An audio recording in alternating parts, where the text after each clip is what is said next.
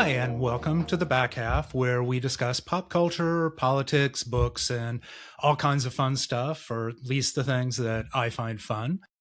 Today, we're going to be diving into one of the more fraught topics for white people in the country at this moment, growing up in the racist South, particularly for us, just after the end of Jim Crow and at the emergence of the civil rights movement. And we're going to jump into a couple of stories from one of my favorite Southern writers, Flannery O'Connor, who wrote about race in the South in ways that are both exceptionally problematic about Black Southerners and incredibly incisive about white Southerners. Joining me today is my good friend and colleague, Trey Graham. Some of you may recognize his voice from NPR shows, including Pop Culture Happy Hour. Others of you probably recognize him from his years of writing as a DC theater critic, most recently for the now lamented Washington Post. So, welcome, Trey. How are you doing today? Glad to be with you, and it's a good day. The sun is shining, and I may or may not still have a freelance gig at the Post. I don't know yet. It's that lovely period of uncertainty where my old editor is gone, and I don't know whether there will be a new one. So you're just kind of a Schrodinger's critic or something. Exactly. That's precisely correct. Yeah. I literally have an outstanding assignment and no idea which editor I would file it to if it's still valid. So. Oh my God. Are you still getting to go see theater though? Well, that has never been Post dependent. So. Well, that's true. Nobody in their right mind would block you at the door. There's a story there, but we're not going to go into it today. Okay. We'll do another episode around DC theater. I have, in fact, been banned from one theater. Okay. Well, we'll talk about that off mic. So one of the reasons that, I've been interested in addressing this topic and that I wanted to address it with you is because I know we both have different backgrounds, but we also have some major similarities in our backgrounds, mainly, being white Southern boys. Gay white Southern boys who ended up in, Chocolate City, where, you very quickly have to learn about civil rights and the Black community and things like that. I'm from Kentucky. I am from ultra rural Kentucky, 300 people in town. I lived outside of town. Basically, very few Black people where I was growing up. You're from the country compared to where I grew up. I grew up right on the border of Augusta, Georgia, which is the second largest city in Georgia. My little small town, North Augusta, was on the South Carolina side, but still, compared to where you grew up, I'm an urban kid. Yeah, everything's urban compared to where I grew up. So I'm kind of curious. I mean, I know for me, when, because I just had no exposure really to Black people when I was growing up, except for a few people like in high school. And then for some reason, I went to one of the whitest universities in the United States, Washington and Lee University down in Virginia. It's actually named for a, Confederate general and whatnot. Yeah, it's Robert E. Lee that's where he went to rehabilitate himself after the war. And he's been treated as a god ever since. Mm-hmm. And I think there were probably just about as many Black students there as there were in my high school. So, I didn't really get a feel for how much racism had crept into me until I think I hit DC. So I'm kind of curious, when did you start becoming cognizant of it? Because I know we grew up in the 70s and 80s, and that was very, very immediately after the civil rights movement. And I was born the year of Loving versus Virginia. So, interracial that was marriage 68 is the or same 69? age as me. I thought it was 67. Well, I was born the last 2 days of 67. Well, I think we should preface this by saying that both of us, I think, are aware that this podcast, this conversation is 100% wankery, right? This is not a conversation that anyone needs. Two white Southern gays talking about the experience of race in America. No one needs this. We are doing this because we just want to have a conversation and acknowledge some possibly ugly things about ourselves. Yeah. I think obviously this is, look, I hope African Americans will maybe have some interest in listening to this, but this isn't for this isn't for African Americans as much as it is for white people who I think don't spend very much time, particularly rural white people, don't spend a lot of time examining the stuff that they absorbed when they were Yeah, I growing think up. that And there's this real reluctance to, and it's not black people's job to teach us this. It's white people's job to figure the shit out on their own, for right. me. The thing that I think is most germane is that at some point, civilized people who are in the majority realize that they have been treated all of their lives as the default setting, and that the world is built around that default setting. And it takes some conscious work to recognize when you're taking advantage of that, when you're coasting, and when you need to operate against that default setting. Have you ever, well, I don't want to skip too far ahead, but I'd asked you when we were kind of, chatting through what this conversation might be, when the first time you were really cognizant of being the only white person in the room. That didn't happen until quite late, really, after I moved to Washington. And I can pinpoint it. It was on the S2 bus, what was then the S2 bus, going downtown on 16th Street. And it just, for some reason, my morning commute that day, and it was hardly the first year I was in DC, it was several years into my tenure here. So I would have been about 25 probably. And it just registered all of a sudden that I wasn't even close to being in the majority racially or ethnically on that bus. And it didn't set off any alarm bells or any deep thoughts. It just was something I noticed all of a sudden for the first time in my life. And, a quarter of a century into my life, that's a little surprising considering where I grew up, but it's when it happened. And then I had this interesting process. A couple of decades later, I moved to Zimbabwe for a little while. And I had a similar epiphany all over again. Not just that I was not in the minority, but that I was so foreign culturally to everyone who was there, the black folk and the white folk. My way of moving through the world as a white American is very unlike the life of everyone in Zimbabwe, not just the African, the ethnically quote unquote African Zimbabweans.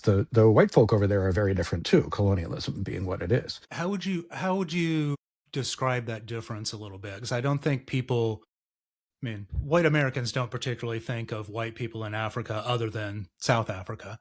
So how I hate to how say would you this, and describe South things a Africans little and different? Zimbabweans both would shoot me for saying it, but they're basically the same people. In fact, a lot of the folks who were living in Zimbabwe when I was there were expat South Africans who had left because for a while living in Zimbabwe was much more like living in old South Africa. So that tells you who stayed and who left and who migrated to South Africa, who migrated to Zimbabwe. The fact is that the people who stayed in Zimbabwe are the people who deeply, deeply love it and want to make it a better place. A whole entire generation of awful retrograde white folk with a colonialist mindset fled after Robert Mugabe was elected in 1980. And it certainly was not the first time that I recognized that I was white and different from other people. You can't grow up in Augusta, Georgia without recognizing that, and to a certain extent, recognizing your privilege. I, you know, in my family, I remember my mother telling me that she had been into segregated restrooms in public places. At one point, my mother, as a younger person, was disciplined by her father for referring to a black woman as a lady, right? Because her father thought that was inappropriate. And my mother understood that her father was wrong. So I took some, and she understood that it was wrong that she had experienced segregated bathrooms. So I didn't grow up in the hottest pot of racism, but there's only so far you can get away from it. That same mother, when I was in high school, I had a study partner for my geometry class who was African American. And after my mother picked me up at her house, I think she didn't realize that this young woman was Black. And when my mother picked me up at her house later that afternoon or evening on the way home, or perhaps over dinner, she informed me that it was not appropriate for me to be spending time at this woman's house because people might get the wrong idea. That sounds Southern. That sounds Georgia and South Carolina. South Yeah, Carolinian? Yeah. and not incredibly actively hateful, just a very different understanding of the way the world ought to work than my current understanding. Yeah. I mean, I grew up in the absolute sticks, but there was still, at least, with my family, I would say there was always a certain level of politeness depending on, who you were interacting with. My parents specifically, my sister and I were specifically raised to not be racist, at least by the standards of, the 70s, early 80s. And, my first real awareness that there was something, that the relationships between Black and white people were kind of fraught was, we ran an auto body shop. The rest of the family were farmers. But a guy came by our house to talk to my dad about getting some work done. And first he just sat honking in the driveway. He did get out of the car, and my dad invited him to come into the house, a Black guy, and he just refused to come into the house. And I think I was So about six. he was probably sitting in the car because he didn't know if you had dogs. Yeah. So, I mean, my dad basically had to drag him into the house, and he wouldn't come in more than like 3 or 4 feet. Yeah. And I had asked my dad after, I was, why is he doing that? Because nobody, everybody else comes into the house. And he, Right. explained to me that, Black people, generally they are expected not to go into white people's houses. And that's just a habit, because he would have been somebody who lived through, Jim Crow and a lot of the Right. other things. So, I'm not sure how but I much had, that was a norm for us. I certainly don't remember anything like that happening. But then again, I don't remember a whole lot of African American folks calling on us at my family home. So it was just not something that happened a whole lot. yeah, it didn't happen much for us either. I mean, it was pretty rare, but yeah, it was, I had family members who, would indiscriminately use the N word, in my extended family. That's just the way people were I was going to at say, the not even time. my extended family. And it's interesting that you mentioned you were brought up not to be overtly racist, right? It's because I think that's a class thing as much as anything else. Um, the baseline racism is kind of baked into society, especially the society we grew up in. Um, but yeah, I was brought up to believe that it was tacky to use those words. I had and it's not even extended family. I had an uncle, my mother's brother, was a hideous racist and a bully and just somehow, despite the fact that he was raised by the same parents that my mother was, he came through it with a very different idea of what was okay to say out loud. So again, I don't know exactly how the calculus works, but I know it's something to do with class. And then maybe also a little bit about self-awareness. Like, so do you recognize when you're being ugly? Yeah. I mean, I think for my parents, my dad was in the Marines for a little bit of time, and they spent some time in San Diego on the military base until I popped out and got him out of the Vietnam War. But yeah, I do think a lot of it was that wanting to present yourself as not white trash, because that was you that was the worst. The only thing worse than being Black for a lot of people where I'm from was to be considered white trash. And that sounds like really wild and awful. Well, it But is it's awful. true, It's baked into the you know? term, right? I was Yeah. I learned relatively early on in my life not to use that phrase because it assumes that everyone else is trash. If you have to label you as white trash, then you know, you're automatically at the top of the heap. You're just being separated from the top of the heap with that noun. I think one of the things that I've been thinking about a lot lately, and even over the past few years, I think even through the time when I was, writing with Metro Weekly, is that idea that I was raised specifically not to be, overtly racist, Hmm. and just kind of always told myself, I was raised not to be that way, therefore I'm not racist. Therefore, I'm not. Right. And then I get to DC, a little bit in college, but then in DC, and I interact with a lot more, black people, and Yeah. professionally and personally. And then I start realizing, geez, I'm kind of a fucking racist in a Oh, lot yeah. of I mean, ways.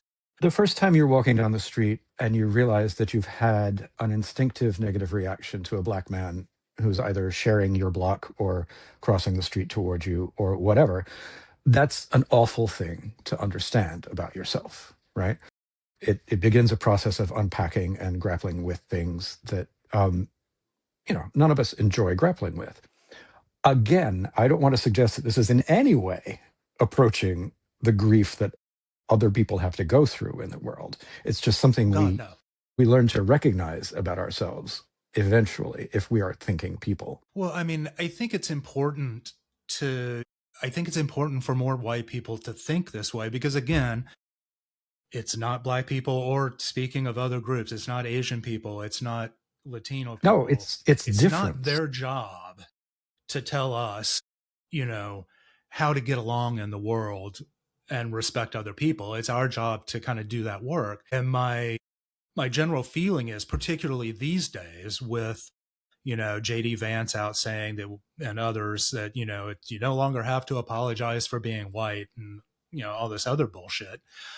People don't want to do that work. They just want to say, they want to go back to what I used to be like, was well, I was told I wasn't racist, so therefore I'm not racist, Or and just kind of leave it there and not do to any give them a work. measure, a slightly larger measure of charity, folks don't think they're racist. Most folks don't.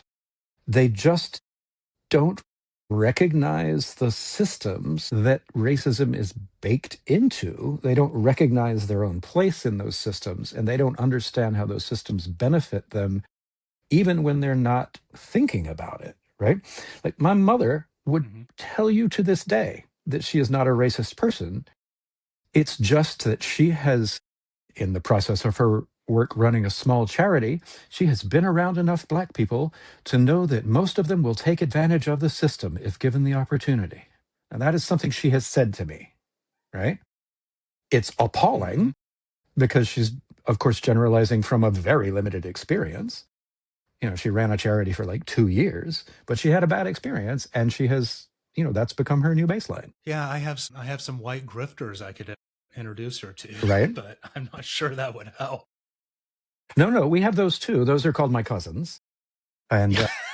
she doesn't like them either. She believes they're wicked and sinful, and she likes to judge them openly and all of that. So maybe my mother is not the best example of here.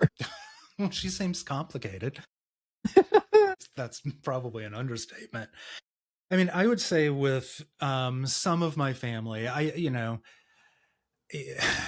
when I had first moved to DC, I have had, or during my early years in DC, I did have two separate family members ask me how I liked living up there in DC with all those, Yeah, the I N can guess the words.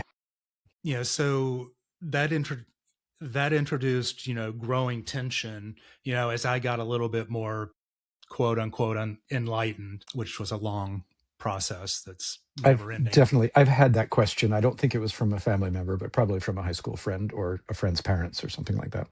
Yeah. And in the 80s and 90s, it was just like everybody, white people across the country, particularly in rural areas, I think were just like, DC is just this Sure. wild ass city, and then I moved here, and, as I got more and more into it and learned more and more, I really came to appreciate it much more for what it is rather than, what everybody thought it was. But, if I hadn't have worked, because I did work for a mayoral campaign, I mentioned for Charlene Drew Jarvis, back after the whole Marion Barry Vista Hotel Hmm. debacle. But that was my, speaking of the first time you're the only white person in the room, that was really my experience when I was working in this townhouse at 11th and U while the metro was still being constructed. Here I was, this little Twinkie 24-year-old Twinkie working with old school Gold Coast, Ward 4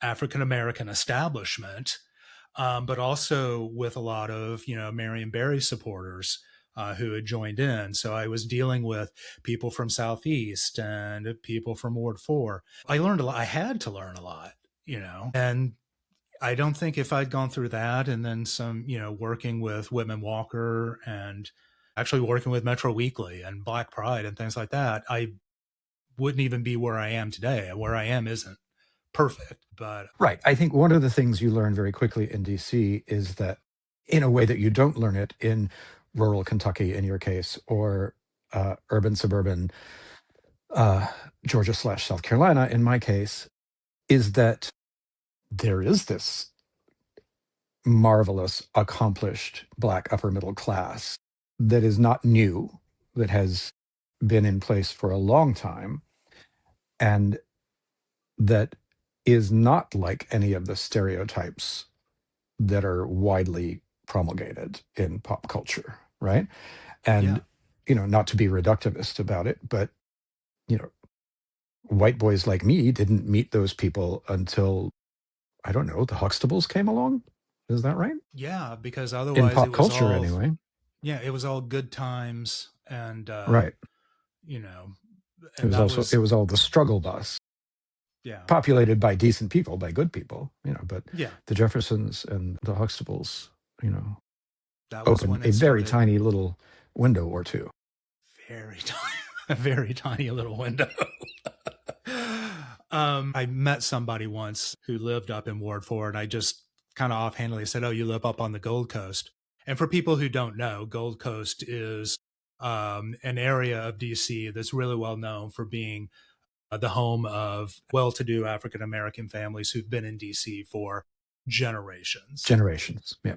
Yeah, and he was like, "Well, you really have been here for a long time because it's not something white people tend to pick up. Not that I deserve a gold star for picking it up or anything, but it just means there's this whole history out there that I think a lot of white people miss because again, we silo ourselves off. Obviously, you remember we were both gay. We both hung out on the 17th Street strip and the DuPont, the P Street strip. Most of the bars were still de facto segregated. Oh, yeah. I think when we were twinks In and the we early weren't 90s, going for to, sure. yeah, we weren't going to Delta Elite. We weren't, going to Bachelor's Mill.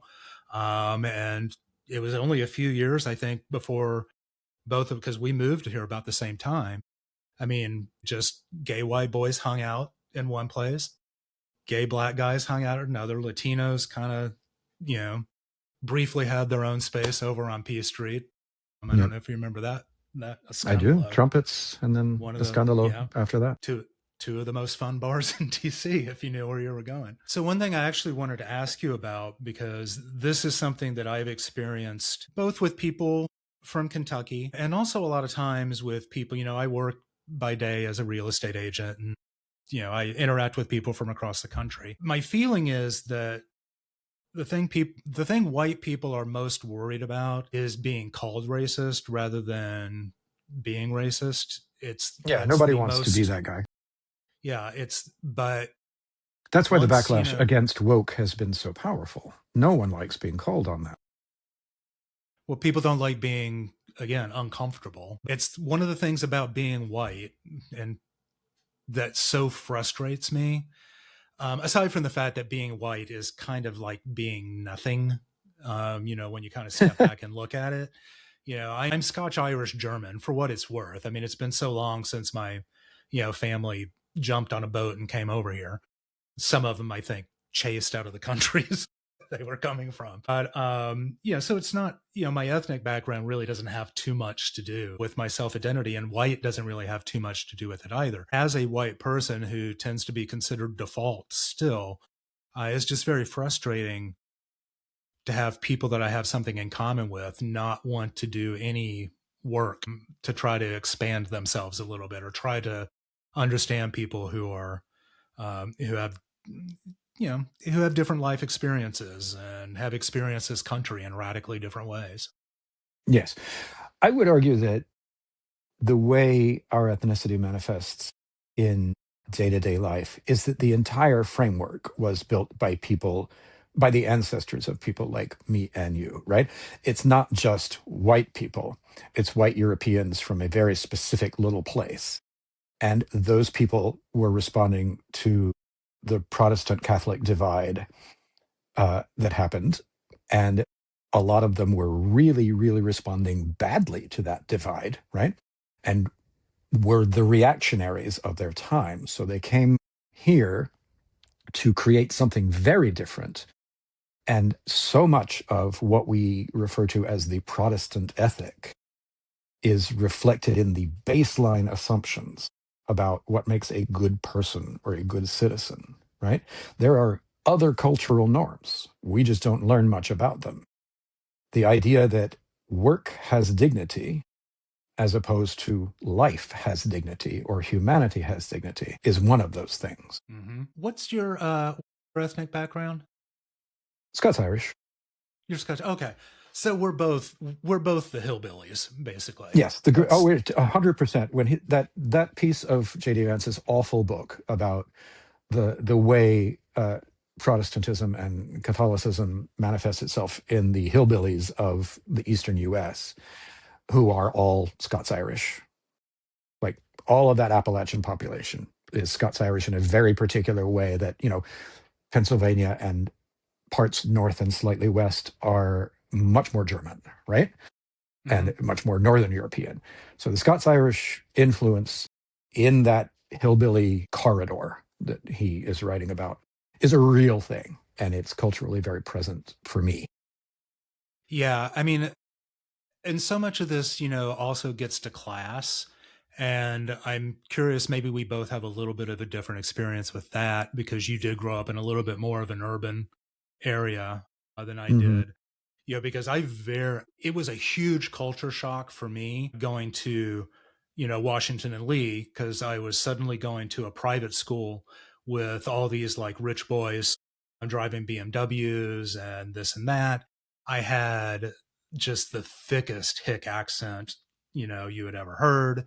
When the first time I went to a frat rush party and they were serving grain punch, I called it hooch, and everybody looked at me like I just shit in the garbage can. Whereas I did, in fact, go to a private school for the first little while, and had, we were not well off by any stretch of the imagination, but we had, we were solidly middle class, I suppose, and we had family who were well to do, and there was some history of money in the family. It's funny, my high school girlfriend and I, there's a shocker for you. My high school girlfriend and I both identified ourselves as faded Southern royalty at the time. The class was all still there, but the money was gone. Yeah, we weren't. There is somebody did do a history of my family from the time that apparently, I guess we were, I think we came over because we were abusing Irish people or something and got chased out. I'm sorry, if you're abusing the Irish badly enough for them to notice and chase you out, you must have been pretty awful. That's what I think. Yeah, so we came through Virginia, Tennessee, and up to Western Kentucky. For me, it was Virginia and then Pennsylvania and then Ohio. Okay. Yeah, the pincer movement. But yeah, I come from a fairly blue collar, farming background. Most of my family, I think, is still, pretty blue collar. Yeah, I'm kind of the exception. And for a long time there, a lot of people thought I was really super full of myself. But that sometimes happens when you go to private school. You do go through a bit of a period of adjustment. Yeah. So one of the things we had talked about kind of in preparation, because one of the things I had initially been thinking about was Flannery O'Connor, because one of the things I really do like talking about with the back half and the podcast are authors and books that really made a huge impact on my life. And I think that O'Connor did make a huge impact in a lot of ways, even in thinking about race, even if it's problematic at some times. I had thrown you a couple of stories, starting, I think, with Everything That Rises Must Converge. For those who haven't read Flannery O'Connor yet, one, you should. Two, Everything That Rises is basically a generational story about a young man who believes himself to be somewhat progressive on the issues of race. and his mother who And his awful clings mother. to his awful mother who clings to the idea that she still has that Southern royalty, even though the family has lost their money, but they still are different from the black folks around them. Yes. And interestingly, I'm sure this would be the first thing anyone would say in an English 101 class. Interestingly, what O'Connor is doing is pointing out how awful this son is to his mother. He sees himself as progressive and decent and nice, but he's terrible to her specifically because she is not as far along on these topics as he is. Mm-hmm. Which means he's ultimately not as far along on the topics as he believes he is, Of because course. Yes. yeah, black people exist as a tool for him to get at his mother.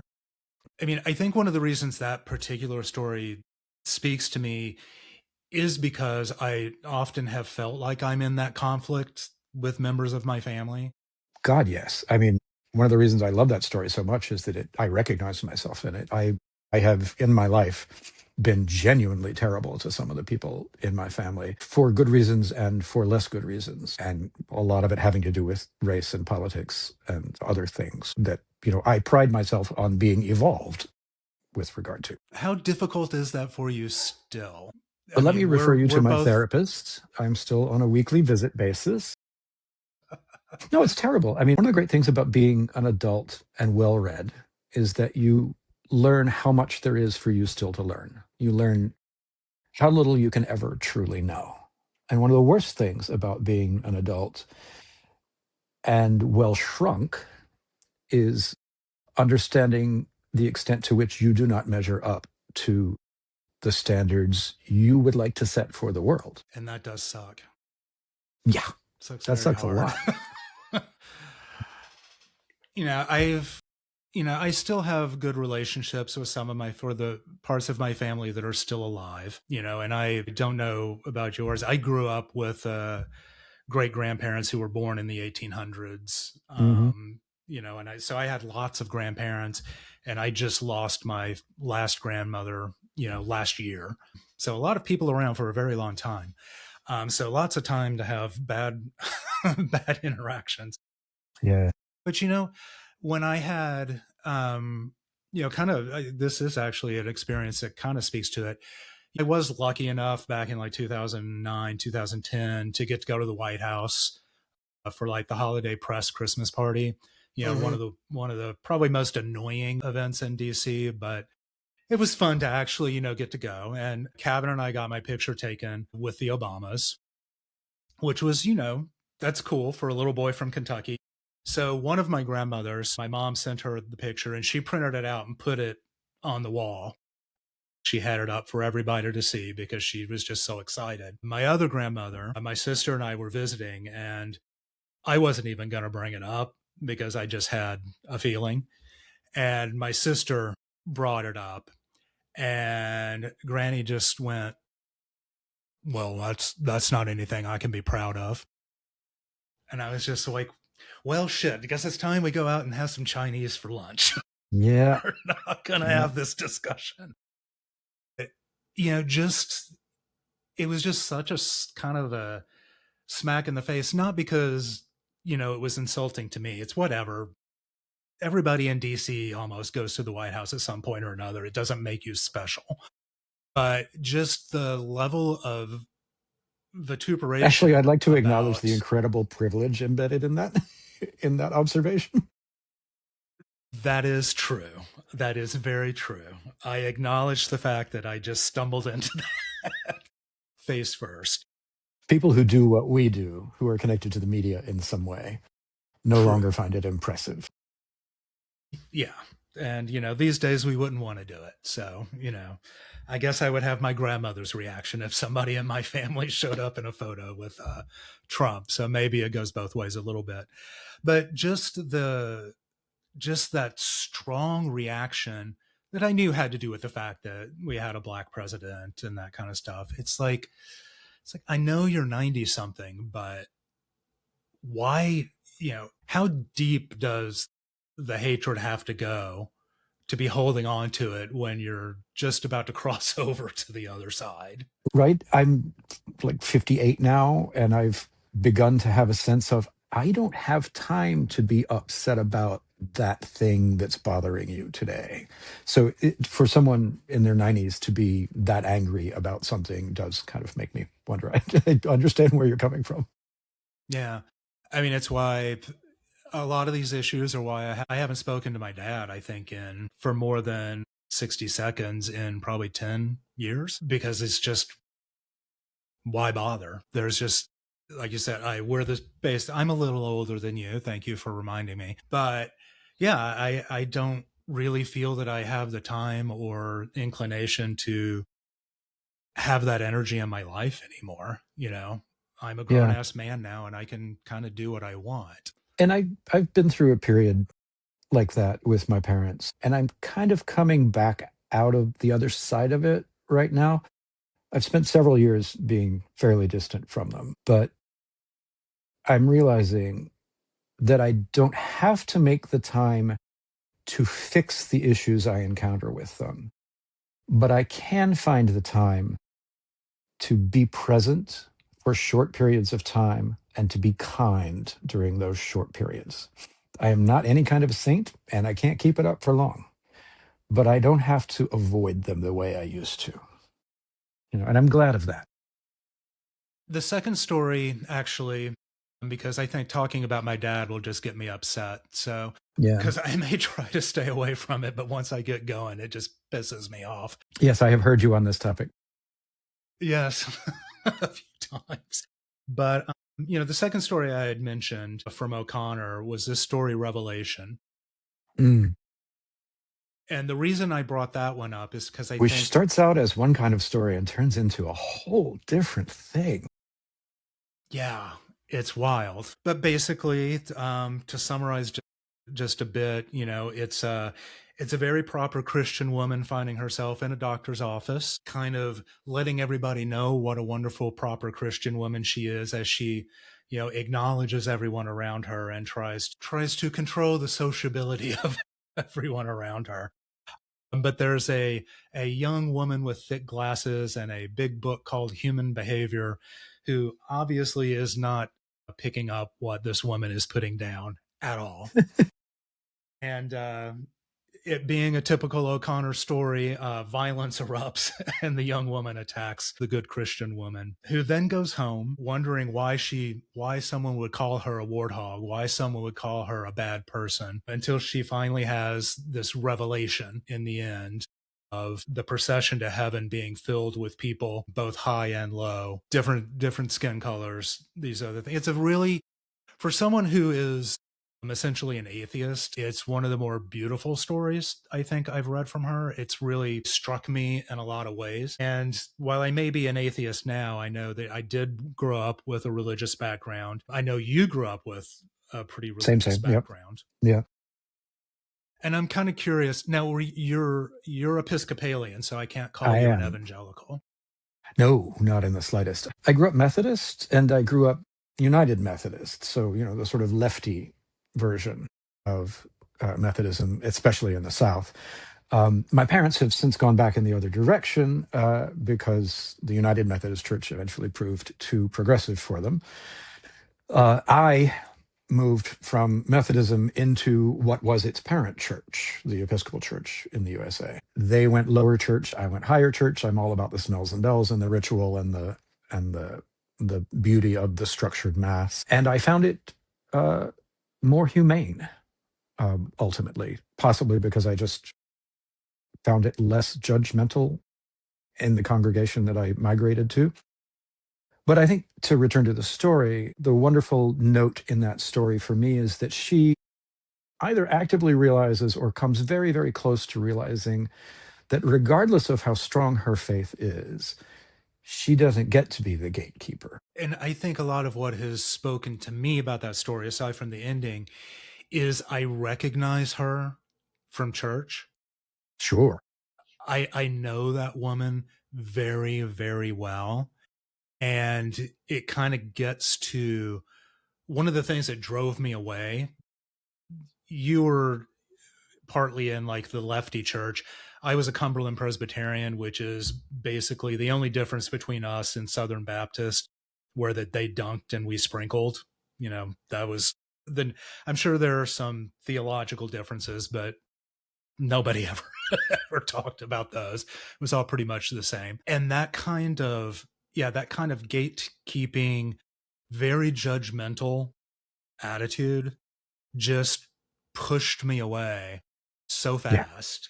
The Yeah. moment I got my first job at the radio station, when I had a driver's license and a job and I got to work on Sunday mornings, didn't see me in church again. It was like out of there. Whereas I But went right for the paid choir job and, was professionally a Christian for a while. well, that smells and bells thing. I think that's just the fundamental difference between the evangelical Protestant. My church was like, 70s wood paneling on the walls of the sanctuary, not very fancy, hard pews. The family who Just, ran my private school that I went to when I was little were evangelical. So I went to a Christian Montessori school, if you can imagine such a thing, that collision of worldviews. But my mom would frequently send me on the weekends to hang out with these people when she needed a break. So I would spend the occasional weekend at a revival with these evangelical folks who ran the school I went to. So it was not entirely foreign to me what you're describing. But it was not in any way natural to me. It always struck me as odd and strange and a little possibly déclassé. I hate to bring everything back to class, but these people met for church in what was basically a giant Quonset hut with banquet chairs, and they didn't have a sanctuary. It was a gymnasium or something. Who would do that? I was a terrible snob. Still am, really. just a little bit. A little snobbery is fine. No, I think the only thing merciful is my parents didn't actually go to church. My aunt and uncle took me and my sister. So kind of mercifully, we only had to do the Sunday morning church. I didn't have to do Sunday night or church on Wednesdays, which is, I don't know if they had a lot of church on Wednesdays where you grew up, but that's a Oh yes. Oh yes. big But that was thing. one of the differences between the Methodists and the Baptists. Yeah. Church on But I Wednesdays did, was a Baptist thing for us. yeah, I got to escape that, but I didn't get to escape Vacation Bible School and some of the other things until I just Oh got yeah. old enough to get out of it. Yep. So, but sorry, I needed to get back on my thought track there. I think part of also what, speaks to me with the story revelation and my own experiences also and what's going on today is this real deep feeling of victimhood on the part of Christians, particularly rural and evangelical Christians, because one of the things I grew up with, constantly being told, was that you, as a Christian, you are going to be persecuted. You are going to be made fun of. The world is going to be hard for you. And of course, this was all being told to me, in an environment where everybody shared the same thing. Nobody was being discriminated against And for told to being you by the Christian. people who were running the society, basically, right? Yeah, that society was against you, that the people outside, the people in the city are laughing at you. The people in the Mm-hmm. city think that you're less than. There Yep. is and once, I moved to the city, I discovered that people in the city People in the really city don't don't give a generally shit. think about you much at all. No, that's the thing. They just don't. But It always fascinates me how much to this day evangelicals seem so foreign to the people who write the stories in the newspapers about them. Because when the Washington Post or the New York Times, quote unquote, discovers some dynamic about conservative Christianity in the United States, I'm like, yes, I could have told you that in the 70s because that's when I was living through it. The idea that the cities, the elites, are constantly laughing down their noses at evangelicalism, I don't think could be any further from the truth. Sure, when you bring evangelicals to their attention, the Yaleys and the Harvard graduates sort of look at you sideways and maybe giggle a little bit. But I think a lot of those people didn't recognize that evangelicals existed in a substantial way in the 20th century until Jerry Falwell mobilized them during the Reagan administration. And they've been coming to grips with it since then. But yeah, I mean, it's hard not to think about them when they, it was always like other people are going to try to take your faith away from you, try to Yes. make you change your mind. But what they've done, is spend so much time and effort trying to force everybody else to change their mind, to adopt their view, to, excise the parts of culture that don't agree with theirs. And it's just, obviously, And of as a course, they would gay, argue that that is exactly what progressives and the society at large have done to them, that they're constantly being told that their way of life doesn't deserve to be represented in pop culture yeah, well, I mean, because it's if it, laughable. yeah, well, it's one of those things where, it is a capitalist society. If it made a lot more money, you would see a lot more of it probably. But, Yes, yes. it's, Well, and it's that's not why as we if, have the Hallmark Channel and a few other things that do address that niche. yeah. Well, and we grew up. I mean, there were always movies, I think, when we were young, from Smokey and the Bandit to Doc Hollywood to this or that. Small town America has always been presented as, this But real America. I don't know that I would think of Smokey and the Bandit being a particularly Well, conservative movie franchise. no, but people in rural America fucking loved it. That movie was Sure. Yeah, I mean, huge. I mean, Dukes of Hazzard was really dumb and was kind of a joke about the South in a lot of ways, but they oh, loved for it in sure. the South. Well, They absolutely, loved because that shit. all the signifiers were there, and the messages were, I suppose, far enough below the surface that you didn't necessarily see your own local corrupt county sheriff in the. And and to bring it full circle, they mostly kept black people out of the shows. True that. I just there's so much to probably talk about this for a very long time, but we're kind of moving away from the original conversation about race and into class and religion. But I think in a lot of ways those are just inextricable for They're people who grow up in completely the South. inextricable, and not just in the South, in the United States. We have all been told, all of us, that since 1619, that at least we're not black, right? Mm-hmm. We've, people they'll point fingers at the Irish and indentured servitude as it manifested in that history, but it wasn't the same thing. It wasn't the same thing. We were not bought and sold. We never inherited our slavery. It was a new start with every generation for every white person who's ever lived in the United States. So it's not the same. It cannot be compared. And there is always the sense somewhere, consciously or unconsciously, because we have been told by generations of people who hold power and money that we're just fine as long as we don't sink that extra level. Yeah. And that is, I would say, coming to grips with that was probably the hardest part of doing the work to, however imperfectly, understand how much racism I actually brought along with me. And I'm sure somebody out there will rightly point out that I've done it again. You've done it again, Sean. That I've made a mistake again. I would like to frame this conversation again with the observation, which I made at the top of the show, that this is the most useless conversation any two white people have ever had. No one asked for it.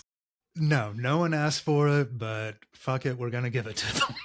Obviously, I like talking about things like this. I like writing about things like this.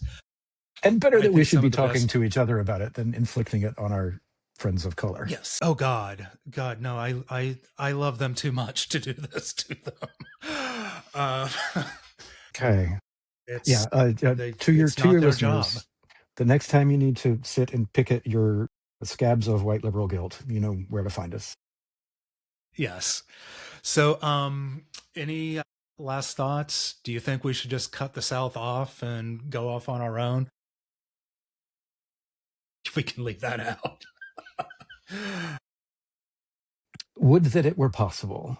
Gore Vidal always used to argue that it would be inevitable that the United States would break up into 4 or 5 nations. And I think he expected it to happen sooner than now.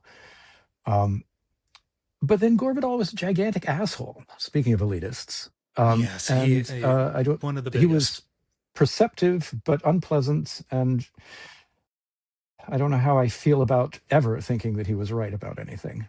But I do think it is another country, the South. It is a different way of being in the world. And it took getting away from it to recognize that. Yeah, for me, it just feels like the country's cross to bear sometimes. And I know there'll be people from the South listening to this or maybe like, you asshole. I Because I would like to realize, acknowledge that there are some really wonderful things about being Southern. God, there's There are amazing things in the tremendously South. rich traditions and customs and things like that that are a great deal of fun when you're immersed in them. And they're not all toxic. They're not all by any stretch of the imagination toxic. It's just everything's dominated by this overarching historical toxicity. Yeah, and the politics of the South has just that toxicity has just really come to the surface so much over the past 10 years.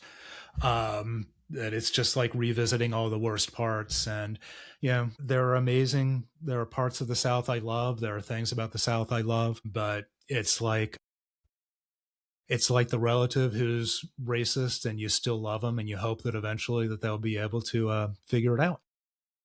It's just that in this day and age, that relative can no longer avoid our opinions of them. Mm-hmm. They get it all the time. And so they're behaving even more poorly than their standard. It's unfortunate. Well, on that note of reminding people that this was a very useless conversation. Although we can both firmly and enthusiastically recommend Flannery O'Connor. Yes. And I also would Eudora Welty, if that's your speed. Eudora Welty she's wonderful as well.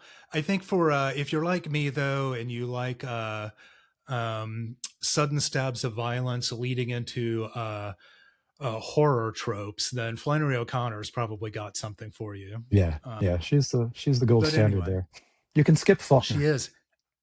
I actually like Faulkner, but it's been a Yeah, while since I've reread we're him. gonna I'll have to get back to disagree that. there. I can't do it. Can't do it. It's too indulgent. Okay. Well, before we stop, is there anything you would like to plug? I know you're still trying to figure out where you're going to be doing your criticism in the near future. Anything else you'd like to let people know about? Well, I actually really don't know, but I do know that some friends and I are working on a podcast of our own, which, with any luck, will be a place that gathers together the creative people in Washington, D.C., and some influencers beyond the creative community. So it's a series of conversations, I hope, with interesting people doing interesting things. We're going to launch that this spring sometime. Okay. I'll be looking forward to that. And what's your Substack newsletter? It's treygraham.substack.com. Trey with an E and Graham just like the cracker. All righty. Well, thank you for joining me today, Trey. I know this was kind of a challenging little leap to go in and have this discussion, but I really appreciate it. I really enjoyed it. And I want to thank everybody who's made it to the end of watching and listening. Take care, and I hope to see you all back here again soon.